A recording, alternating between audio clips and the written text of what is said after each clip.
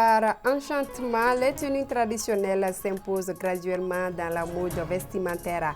Au Mali, ils sont nombreux les citoyens à s'orienter depuis un certain temps vers cette tenue, une tendance qui contribue sans doute à valoriser les productions nationales. À suivre dans ce journal. Tembo Boré, le Carman, c'est l'intitulé d'un film 100% soniqué dont l'avant-première projection a été faite jeudi au Magic Ciné, un long métrage qui a permis au public de découvrir une fois de plus la culture soniquée dans toute sa dimension. Bonsoir à toutes et à tous, merci d'être sur ORTM2 pour vous informer.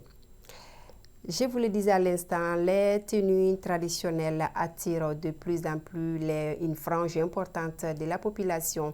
Il s'agit par exemple du bogolan dont les fabricants se frottent les mains. L'engouement de la population pour cette tenue traduit la volonté de cette dernière à valoriser les productions nationales. Safia Toukouni. On les appelle traditionnellement le bogolan, les nyaga, les sakoloni, les djissira ou encore les taoufarani. Tous sont des tissus produits au Mali depuis le temps de nos ancêtres. Plus que des simples tissus locaux, ils sont aussi appréciés à l'international, particulièrement le bogolan. Historiquement, ce textile traditionnel est chargé de significations symboliques et culturelles au Mali. Le bogolan a des significations comme technique traditionnelle. Depuis dans les temps passés, nos ancêtres faisaient ça. L'histoire même est venue par accident. Autrefois, nos ancêtres s'habillaient avec des tenues teintées dans la couleur naturelle, galamment finie, dans les bécous qui donnent couleur rouge. Avant l'arrivée des tissus importés, c'était le bogolan que nos arrière-parents portaient. Et c'était eux-mêmes qui le confectionnaient à travers le monde. En plus, certains motifs ont des significations. Et aujourd'hui, par la grâce d'Allah, le marché est florissant. Car maintenant, beaucoup de Maliens consomment le local. Le bogolan, comme son nom l'indique, est confectionné avec de la boue appelée bogo en bambara. Cette technique artisanale consiste à teindre les tissus avec des pigments naturels, nous explique Idrissa Dambélé, promoteur en Kasso Bogolan Badri. La confection du bogolan prend d'abord le tissu à base du coton 100% qui est fait par nous-mêmes à la main. Ce tissu qu'on prend et on le trempe dans les décoctions des plantes naturelles. Non seulement ça soigne, et aussi ça donne les couleurs sur les tissus, les nuancés. Centre de développement de l'artisanat textile, ici on trouve différents types de pains et tissus locaux made in Mali. Il y a beaucoup de sortes de tissus locaux. Il y a des tissus très simples, il y a des tissus faits avec 2 à 3 en soupe, dont l'entrage, piquage et le tissage. Il y a d'autres tissus qu'on appelle les sarans. Le tissu que moi je porte, c'est un tissu saran. C'est fait à base de 2 en soupe, comme on dit, saran en bambara, entrelacé. Il y a d'autres tissus qu'on utilise aussi pour faire le bogolan aussi. Il y a d'autres, comme les cassars chez les peuls. En plus du bogolan, d'autres pagnes tissés sont également conçus par nos artisans. Je me suis lancée dans la teinture et couture pour un peu moderniser, pour valoriser un peu nos tissus locaux. Lassina Barayogo est amateur du tissu bogolan. Comme lui, ils sont nombreux à porter l'habit traditionnel et pour cause.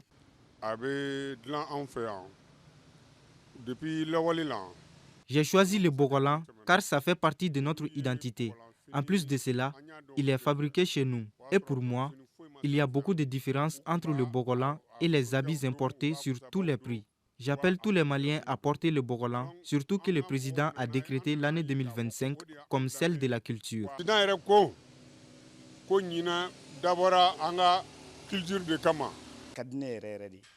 J'aime les habits traditionnels car ils font partie de nos cultures. En plus, ça valorise le travail de nos artisans. J'invite tous les Maliens à porter nos tenues locales afin de promouvoir nos valeurs culturelles. Nos créateurs de mode jouent un rôle clé dans l'appropriation de ces tissus locaux à travers le monde. Les gens préfèrent aller directement acheter les tissus venant de l'extérieur que nos tissus locaux.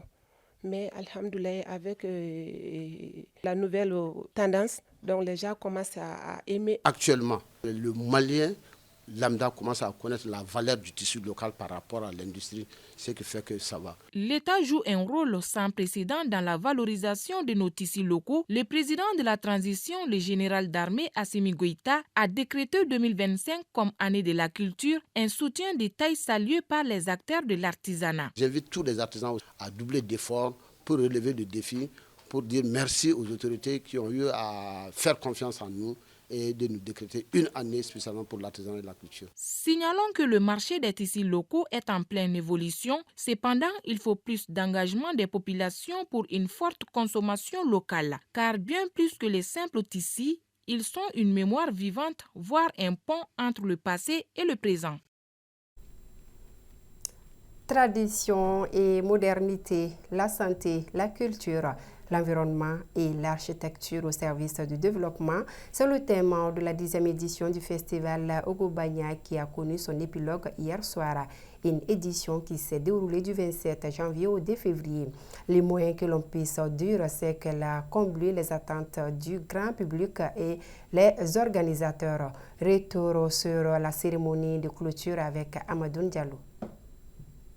La 10e édition du festival Ogobanya a pleinement répondu aux attentes avec un programme à la fois riche et varié, selon le président du comité d'organisation qui juge le bilan positif. Un bilan très positif, très satisfaisant. Vraiment, nous sommes comblés pour toutes ces activités qui avaient été prévues et qui ont pu être réalisées. Notamment tous les artistes nationaux et internationaux que vous avez vus, des activités d'industrie, de commerce que vous voyez, 230 et quelques stands, des activités d'enseignement et d'éducation, l'espace pour enfants, des activités de sport, courses de pirogue, le traditionnel de la migration irrégulière. On a fait des activités de soins de santé, notamment don de sang, dépistage de plusieurs maladies. En marge de cette cérémonie, des prix ont été remis à des acteurs et partenaires distingués par la commission d'organisation.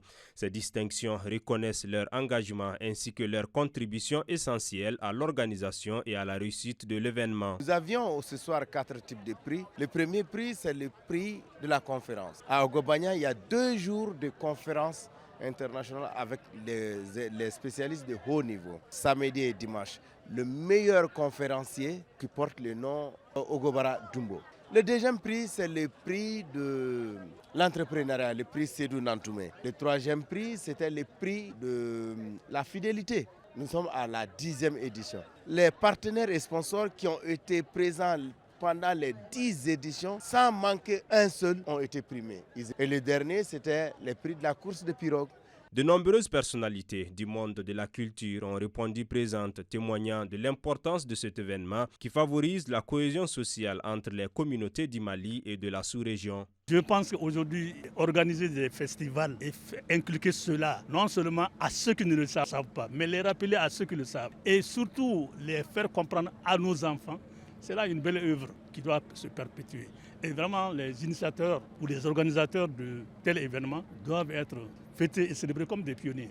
Et on a vu que depuis la première édition jusqu'à la 10e, nous avons eu une progression. Nous avons grandi et les gens ont commencé à comprendre les objectifs visés par Ogobanya. Et c'est pourquoi personne n'a peur ni honte de venir y prendre sa tartine. Ça ne fait que m'honorer dans la mesure où c'est la communauté d'Ogon qui m'a intronisé au Ogon à titre honorifique. Et Ino Ogodolo, que j'ai mis même sur mon 3e album. Et aussi, j'ai été invité d'honneur de plusieurs éditions de Ogobanya jusqu'à aujourd'hui. C'est un passage obligé pour l'expansion de la culture du Mali en général. Dans son discours de clôture, le ministre des Sports chargé de l'instruction civique et de la construction citoyenne, représentant son collègue de la culture, a salué l'ampleur et la dimension culturelle de cet événement. Il a conclu en précisant que le festival Ogobanya est un atout indéniable pour l'identité et le rayonnement culturel du pays.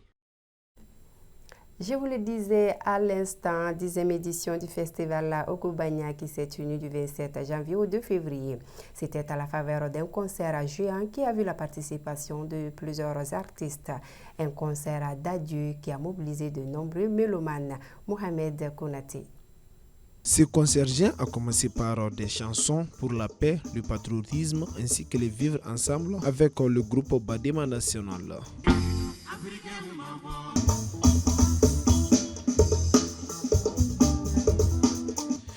suivi des prestations de nombreux artistes comme Prince Diallo et Mohamed Diaby. Cette 10e édition prône une fois de plus le brassage culturel avec des artistes venus du Mali et d'ailleurs. L'émotion, je ne peux pas l'exprimer parce que je suis Dogon. Je peux dire que l'émission elle est Dogon. Depuis la première édition jusqu'à sa 10e édition, je suis là. Donc moi je ne peux dire que merci aux initiateurs de cette activité. Oui, cette activité c'est un outil de rassemblement, de cohésion sociale et de la renaissance culturelle. Ça fait chaud au cœur, ça nous donne plus de confiance à nous puisqu'on est national. Si on est invité à ce genre de festival, et ça fait du bien. Ça donne la confiance à notre groupe national. Ce festival, avec son programme riche et divers, est une occasion d'inciter les jeunes à s'intéresser à la tradition. Cette soirée, d'abord, c'est de mettre en valeur les grands artistes du Mali. Il y a des artistes nationaux, internationaux, qui ont grandi, qu'on montre au grand public à bas coût. Et le public a accès. Ça, c'est un moyen pour nous d'attirer les gens pour qu'ils comprennent que Ogobanya, ce n'est pas seulement de la musique, c'est de la citoyenneté, c'est la transmission de connaissances, c'est du culturel. Les participants étaient émerveillés par des prestations sur l'esplanade et l'atmosphère autour de ce concert. Je suis assez satisfaite et je trouve vraiment que l'organisation déroule parfaitement. Et je vois qu'il y a eu un accent d'honneur sur la sécurité et la population malienne est vraiment sortie pour cet événement qui m'a fait personnellement plaisir. Je viens de Congo-Brazzaville, j'habite là-bas en fait. Depuis que j'ai appris concernant le Ogobana, j'ai pris le vol pour venir rencontrer cette cérémonie qui concerne tout le Dogon. En tout cas, c'est ma première fois de participer, de venir voir comment la culture Dogon et de culture du peuple malien entièrement. Ça me fait plaisir. Ces concerts géants pour la paix et la cohésion sociale, ils cadrent parfaitement avec la vision de nos autorités nationales qui ont décrété 2025 année de la culture. Culture toujours dans ce journal en cette veille de l'ouverture de la 21e édition du festival sur le Niger, à laquelle est couplée la première édition de la semaine de la Confédération de l'AES. Le ministre chargé de la culture, Mamou Daffé, a accueilli son homologue du Burkina Faso. Après de chaleureuses salutations, la délégation burkinabé a été conduite à sa résidence. Il est à noter qu'un cocktail dînatoire des bienvenus est réservé ce soir au Centre culturel Corée à toute la délégation de la Confédération de l'AES, estimée à 200 participants. Écoutons le ministre burkinabé en charge de la culture au micro de nos envoyés spéciaux, Benogo Fofana et Abdul Salam Bambara. J'ai avec moi une délégation, une très forte délégation venue du Burkina Faso. Ce sont des acteurs culturels parce que le Burkina Faso a été invité à ce festival. Et vous savez qu'à Marge, nous avons la première semaine de la fraternité de l'AES. Et au nom donc des bonnes relations de fraternité, d'amitié qu'il y a entre le général Assimi Goïta et le capitaine Ibrahim Traoré, nos deux chefs d'État.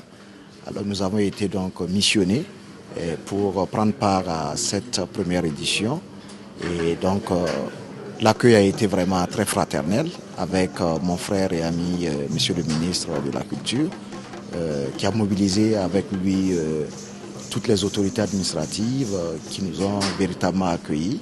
Et je pense que la semaine s'annonce très belle, le festival sera très beau et nous allons donc partager nos richesses culturelles, partager toutes nos connaissances, toutes nos expériences en matière donc, de culture.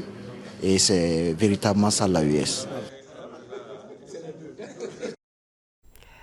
Tambo Boré, le karma, ainsi s'intitule un film sonique qui a été projeté jeudi soir au Magique Ciné de Bamako.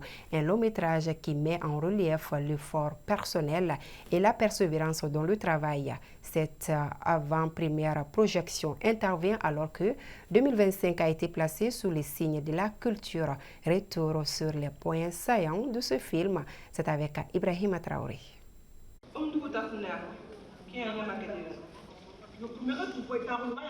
Un film 100% soninké qui fait allusion au destin, d'où la valeur karma en langue soninké, Tambo Bouré. Ce film vient d'être présenté en avant-première au Cinémagique.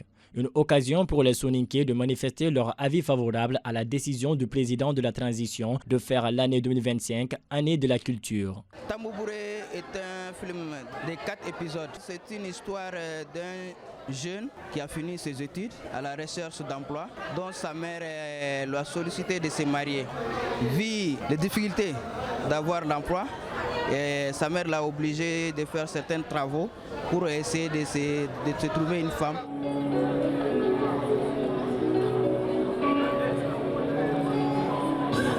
La beauté réside dans la simplicité et l'originalité, dit-on. Un avis partagé par le réalisateur qui a opté pour le choix de la langue locale avec un sous-titrage. Ça montre que le cinéma n'a pas de frontières.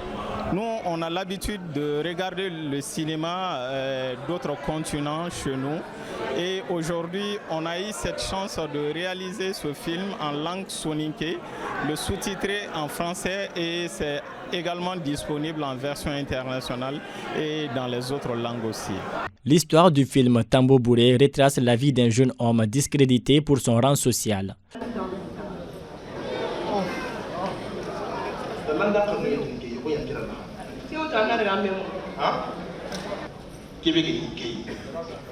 Ce dernier, déjà promis à un avenir radieux, reste malgré lui-même sur le chemin de l'espoir, de la foi et du travail. Des valeurs qui lui ouvriront les portes de la récompense divine.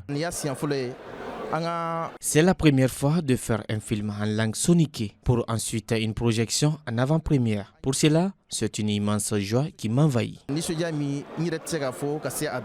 La projection du film fut un véritable succès, en atteste la réaction des spectateurs. C'est avec un grand plaisir qu'on est là. Le film s'est bien passé et la salle est remplie. Tous les soninké sont sortis, machallah. Et c'est vraiment une fierté pour nous. Vraiment, je suis très content et très heureux. C'est un immense plaisir d'être ici pour présenter la culture soninké. Et ce qu'on aimerait dans les années à venir, c'est que la culture soninké valorise jusqu'à dans le plus haut niveau.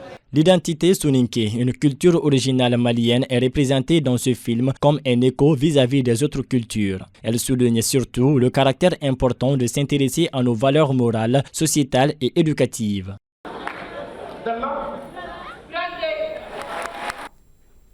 Célébration du 25e anniversaire du Club des Amis pour le développement des arts martiaux.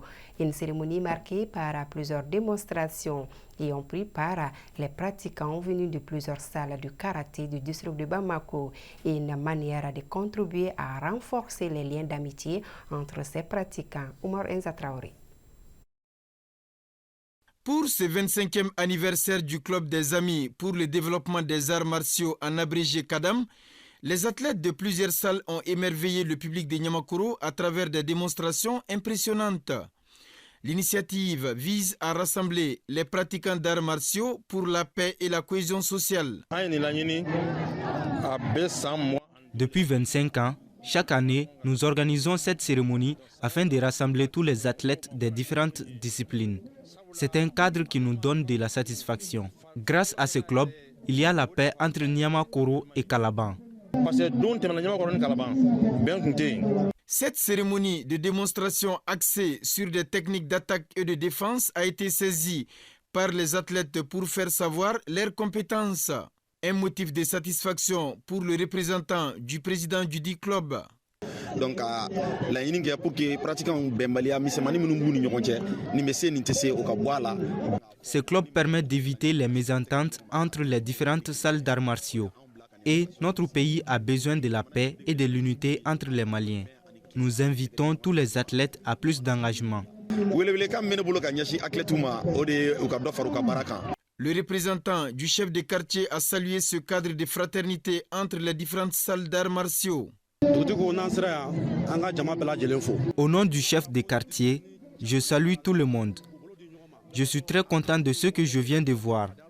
Je demande aux pratiquants de se donner la main pour la cohésion sociale.